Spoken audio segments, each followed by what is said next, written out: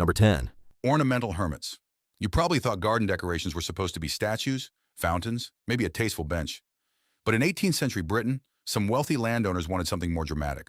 They wanted a hermit, a real person, living in the garden. Ornamental hermits were men hired to live in isolation on wealthy estates, sometimes in little hermitages or grottos, as part of the landscape design. Smithsonian notes that one 18th century aristocrat advertised for a hermit who was expected to stay silent, wear a goat hair robe, never leave the estate, and not cut his hair, nails, or beard for years. That is not a job. That is being hired as a haunted decoration. Imagine inviting guests over and saying, "Here's the pond, here are the roses, and over there is Brian." He symbolizes melancholy. Poor Brian. And the wildest part is that this was treated as fashionable. The hermit made the estate feel more mysterious, more philosophical, more deep. Because apparently rich people couldn't just sit quietly and think about life. They needed to hire someone else to look like he was thinking about life. It's like buying a live inspirational quote. And of course, the rules were ridiculous. Don't speak, don't leave, don't cut your nails, don't interact too much. Just sit there and make the property feel emotionally complicated. Today, if someone had a man living silently in their backyard, neighbors would call the police. Back then, guests were like, "What a charming landscape feature." Rich people really saw a human being and said, "This garden needs more existential dread." Number 9. Pet monkeys. You probably thought rich people having tiny designer dogs was a modern thing. Nope. In Victorian Britain, pet monkeys became a fashionable exotic pet, and for some wealthy households, having a monkey was basically like saying, "Look how fancy I am. I imported chaos." Because apparently a normal pet was too boring. A cat? Too basic. A dog? Too loyal. A monkey? Perfect. It has little hands, a criminal personality, and the confidence of a drunk toddler. The idea was that exotic animals showed status. If you owned something rare and hard to get, it proved you had money, connections, and absolutely no concern for whether that animal wanted to live in your drawing room. And of course, monkeys are not decorative objects. They're smart, curious, messy, and constantly looking for a new way to ruin your day. A rich person would invite guests over and proudly say, "This is my monkey," and the monkey would immediately steal a spoon, scream at a lamp, and start a family scandal. It's also darkly funny because rich people loved turning living creatures into accessories. They didn't just want a pet.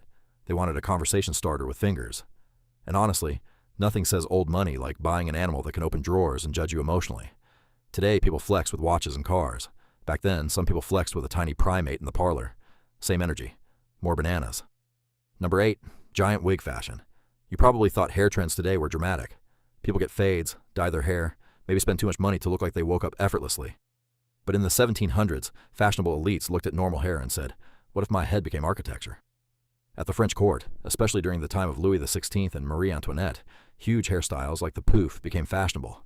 These weren't just slightly big hairstyles. They could be built with wire, cloth, gauze, wigs, animal hair, and the person's own hair, turning the head into a vertical display case. And these styles could include decorations, feathers, ribbons, objects, symbols. Basically, your hair was no longer hair. It was a mood board with a pulse. One woman could show up with a hairstyle that said, "I support this opera." Another could show up with a hairstyle that said, "I recently gave birth," and everyone else had to pretend that was normal. Imagine walking into a room and someone's hair has a full political message on it. You ask, "How are you?" And their head says, "The Navy won a battle." The funny part is that rich people use fashion to prove they didn't have normal problems. A regular person had to worry about food, rent, and not dying from basic infections. A court lady had to worry whether her hair tower was emotionally expressive enough, and it was not practical at all. You could not just casually wear a giant powdered mountain on your head. Doorways became enemies. Wind became a personal attack.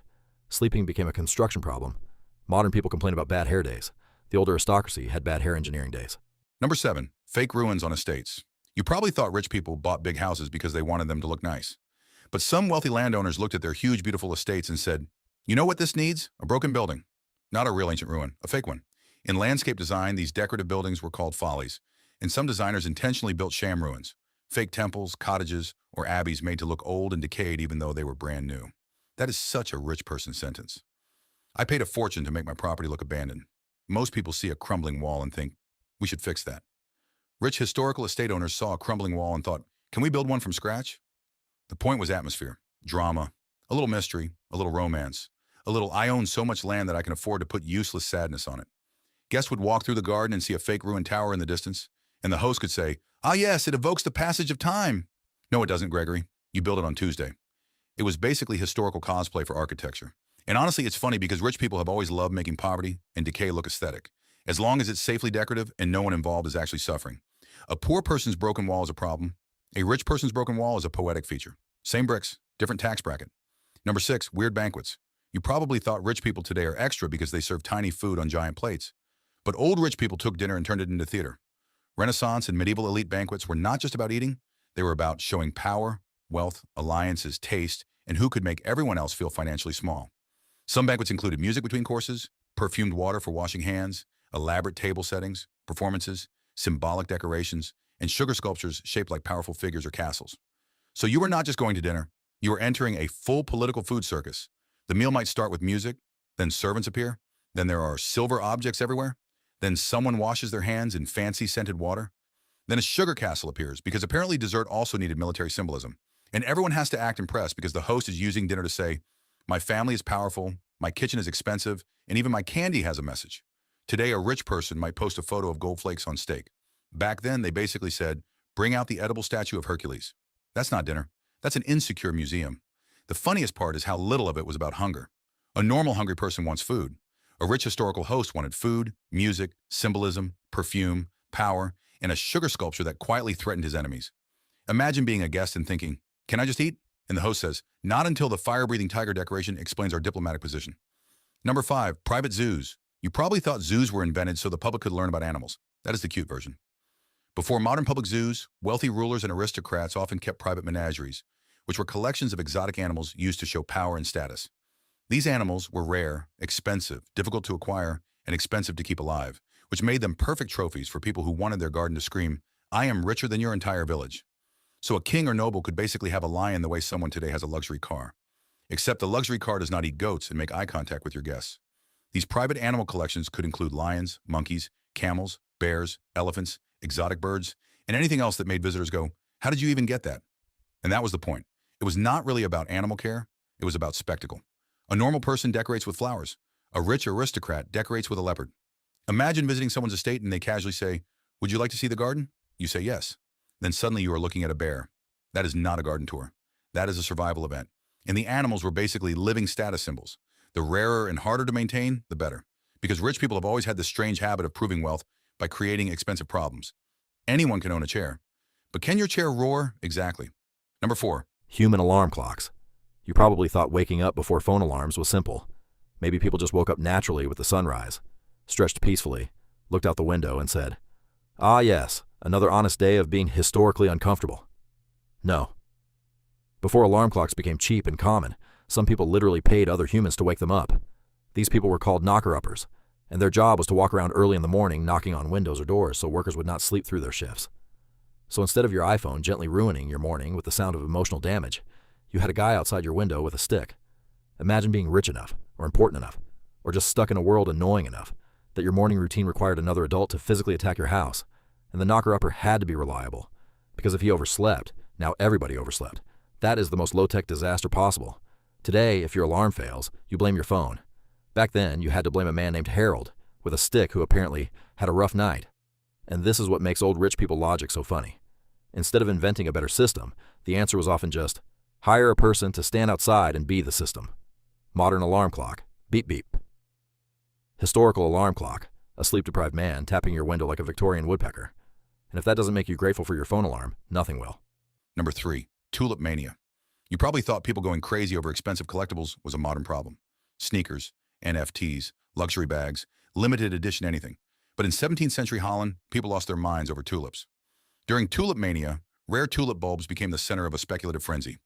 Britannica describes it as a Dutch tulip bubble from about 1633 to 1637, where demand for certain varieties rose so high that bulb prices climbed to wild levels, and sales could happen without the bulb even leaving the ground. So yes, people were basically trading flower futures. Imagine explaining that to someone normal. What do you invest in? Flowers. Like a farm? No, just one bulb. Do you have the bulb? No. Have you seen the bulb? Not recently. Are you okay? No, but I'm rich if this works. And it got so ridiculous because the tulip was not feeding anyone. It was not building houses. It was not curing disease. It was just sitting there, being pretty and financially dangerous, which honestly is the ancestor of many modern investments. Tulips became a status symbol and a speculation vehicle. People were not just buying flowers because they liked flowers. They were buying them because they thought somebody else would pay even more later. That is the entire logic of every bubble. I bought this thing for too much money, but don't worry. I will sell it to someone even more confused. And then the market collapsed, because eventually everyone remembers the thing as a bulb. not a magic money onion. Number two, poison testing servants. You probably thought being rich in history meant endless comfort. Big houses, fancy clothes, people bringing you food. And yes, that part sounds nice. Until you remember that if you were powerful enough, people might constantly be trying to poison you. In ancient societies, some people were assigned to detect poison in food or drink for rulers and elites.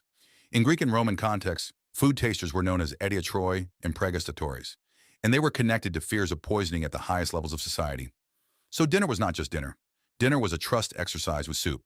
A ruler would sit down, look at the meal, and think, this looks delicious. Also, this could be murder. Then some unlucky servant had to try it first. Imagine your job description being, taste the king's food. If you survive, good work. If you don't, also useful. That is the worst internship in history.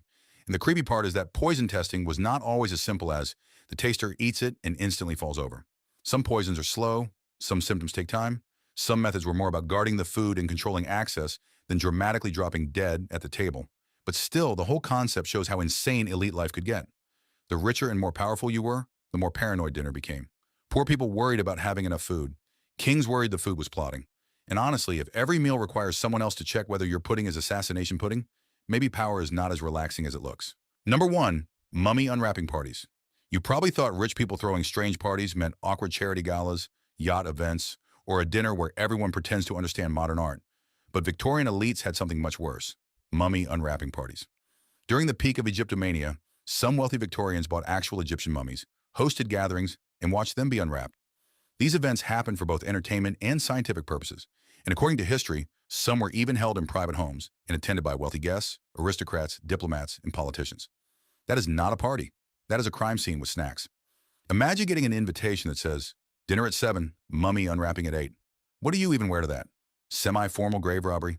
And people acted like this was sophisticated. They weren't just satisfied with Egyptian-style furniture or art. No, they wanted the actual ancient human being. Because apparently rich people saw thousands of years of history and said, can we make this a social event? It was part curiosity, part science, part entertainment, and part colonial weirdness so powerful it needs its own warning label. And the creepiest part is how casual it sounds, like someone hosting a game night. Would anyone like tea before we unwrap the ancient remains? No, Margaret. I would like everyone in this room to rethink their values. It is one of those historical facts that sounds fake because your brain is trying to protect you from accepting it. But yes, some rich people really gathered around ancient mummies like they were opening a mystery box. So next time someone says modern rich people are out of touch, remember? At least most of them are not inviting friends over to unwrap a pharaoh-adjacent corpse after dessert. Probably. Rich people have always been weird. Today they buy underground bunkers, space tickets, and water brands. Back then they bought monkeys, fake ruins, live garden hermits, giant hair towers, and occasionally an ancient mummy for the living room. So maybe money does not change people.